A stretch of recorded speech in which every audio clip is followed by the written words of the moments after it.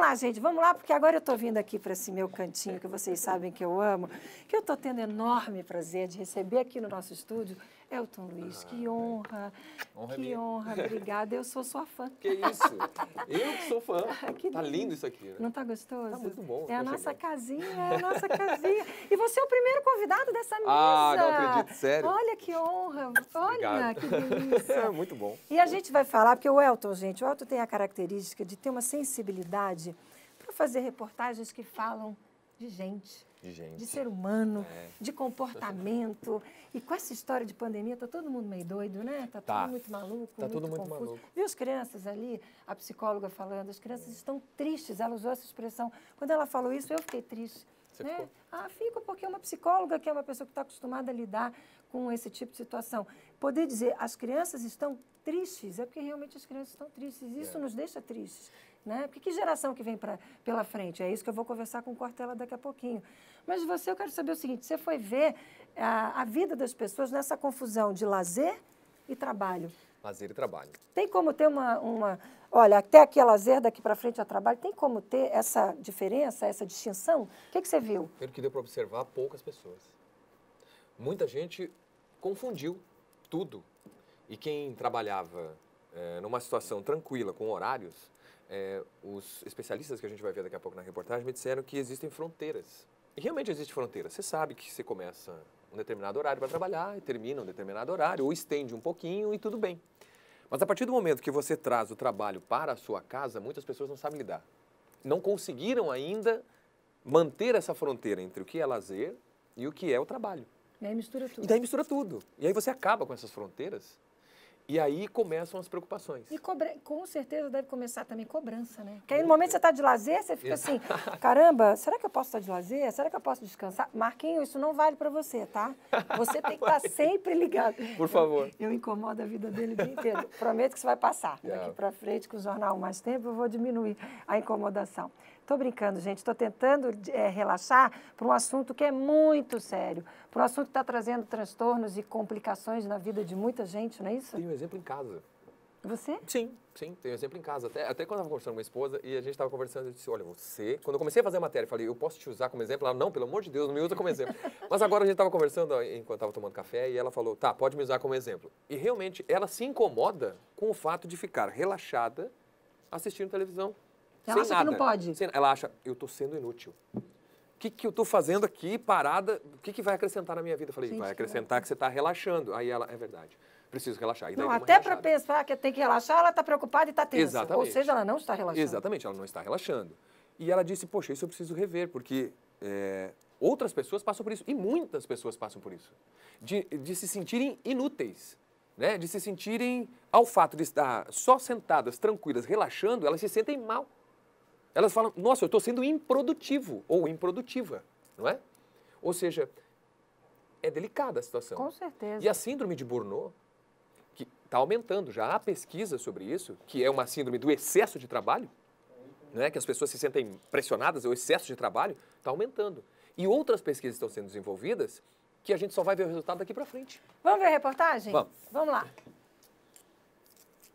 Eu vou ser sincero, vivemos numa pandemia e com mais tempo em nossas casas, uma das palavras mais citadas além do Covid é home office. Trabalhar em casa trouxe consigo uma confusão entre as fronteiras do lazer e do trabalho, onde muitos se veem trabalhando o tempo todo, não é verdade? Um simples jantar com os amigos vira uma reunião de negócios, só que com comida. Quem tem essa veia empreendedora acaba trabalhando a qualquer hora, qualquer dia. E aí as coisas, o lazer e o trabalho acabam se confundindo muitas vezes. Eu tive uma crise hipertensiva.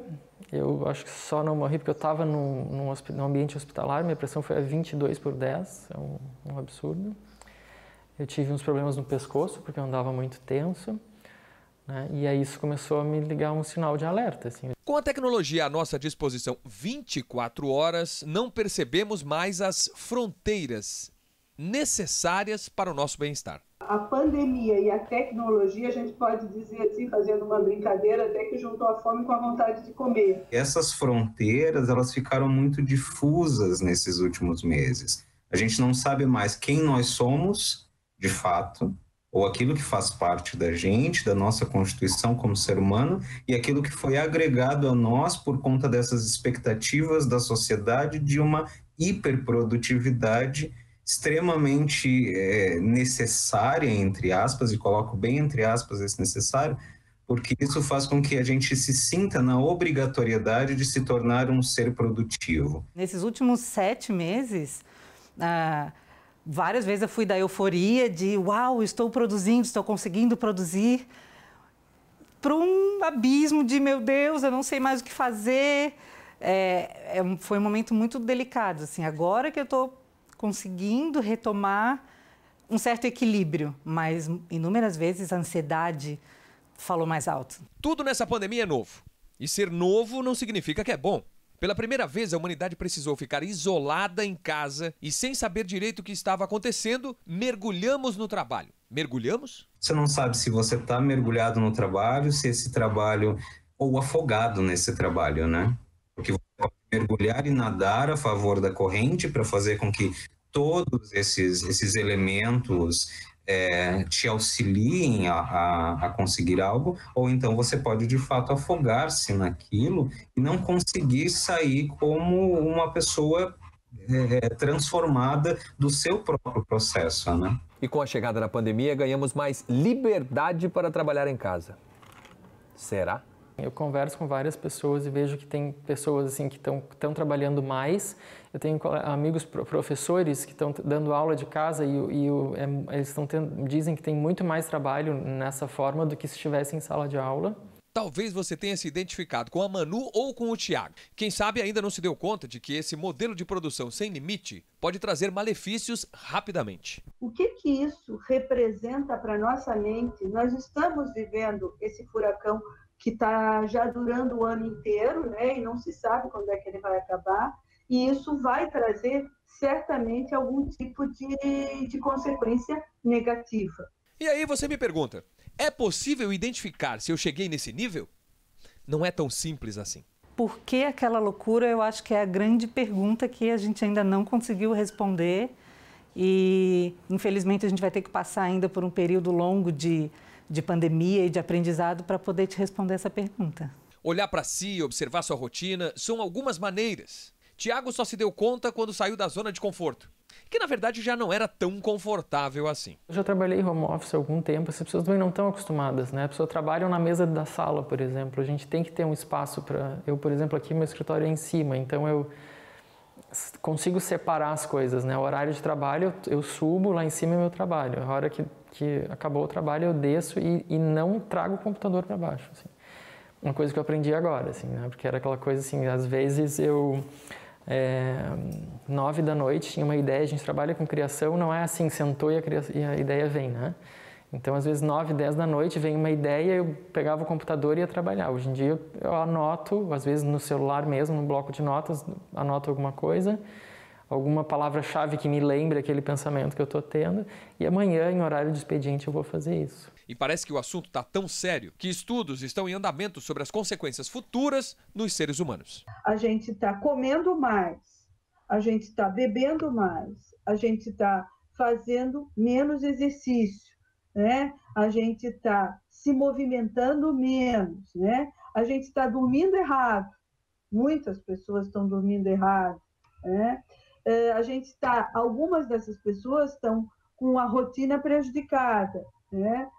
Tudo isso é claro que vai gerar algum tipo de consequência. A venda de antidepressivos aumentou 14%. Já a venda de medicamentos para ansiedade, 30%. Quer mais um dado interessante? Segundo o levantamento do Google, a busca pela palavra insônia superou a palavra Covid no pico da pandemia. Existe uma tendência a que esses transtornos causados pelo estresse, pela ansiedade que nós estamos vivenciando hoje, nesse período de não reconhecimento de nós mesmos, nós teremos resultados profundos daqui a algum tempo. Acredito que a partir do ano que vem, alguns sinais, aliás, já estão aparecendo, né? Já estão aparecendo alguns sinais disso. Gente... A síndrome de burnout é uma delas, né? É um desses digamos assim, sinais, como disse o Dr. Frederico agora.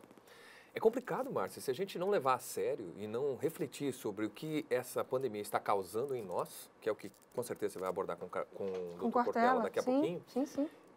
a gente pode ter prejuízos a médio e longo prazo.